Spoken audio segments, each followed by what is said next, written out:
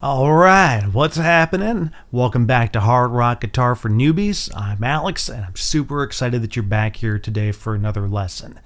So in this video, we're going to talk a little bit about these little dudes right here. That's right, your guitar pick. Now you might be wondering, especially if you're new to guitar, how do I hold this thing? Let me start right up front by saying there is no right way to hold your guitar pick. So take a look at how this guy holds his guitar pick. Now how about this guy over here? And these two dudes down here? If you notice they're all holding their picks differently, you've got a good eye. So if all these guys who are really good players hold their picks differently, what gives? Well, think of it kind of like the way somebody holds a pen or a pencil.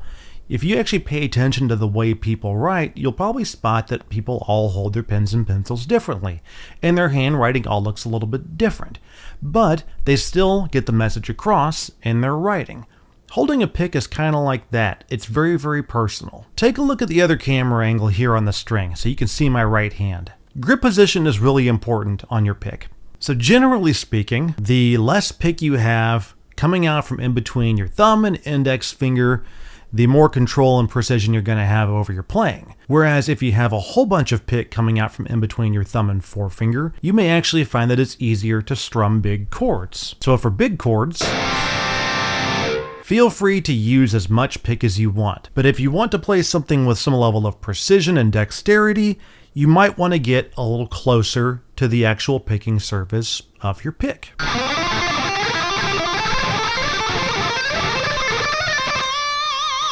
Another thing that matters quite a bit when you're picking away is the pick angle itself. And what I mean by that is the angle at which the pick strikes the strings.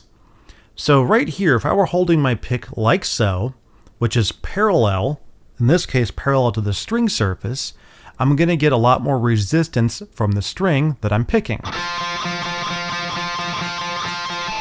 Like that.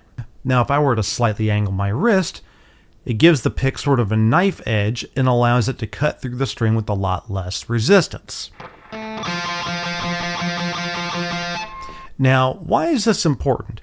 Well, if I'm trying to move around with any level of speed and dexterity, I'm going to want as little resistance as possible. Nobody wants to fight with their guitar. But if I want an individual note to really jump out, I might want to have it flat against the string when it impacts, causing it to kind of pop a bit more. Think some of the Stevie Ray Vaughan guitar solos out there. Some of your blues players, when they really dig into a note, they're typically running flat against the strings, and sometimes digging through multiple strings just to get to one note to add that extra little pop that we all dig. Now, let's talk about pick types. This one here is a Dunlop Jazz 3, and this is one of the John Petrucci models. I really dig this a lot. It's a nice compact shape. It's got a great little beveled edge. The grip surface here is very grippy, and this beveled edge here is somewhat polished. So I've really taken a liking to these over the last several years. Prior to these, I used the green Dunlop Tortex 88s. They were also a really good pick. So all that said, there are thousands of different pick types out there.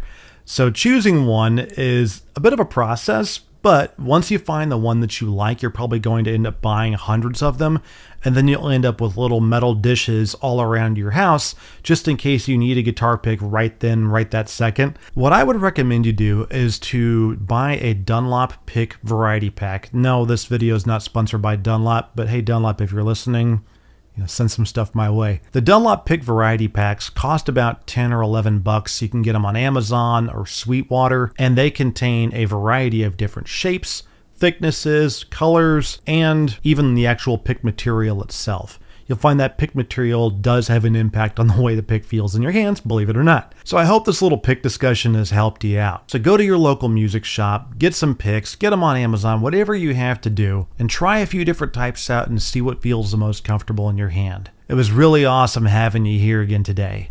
Keep playing, keep practicing, stay awesome, and I'll see you in the next video.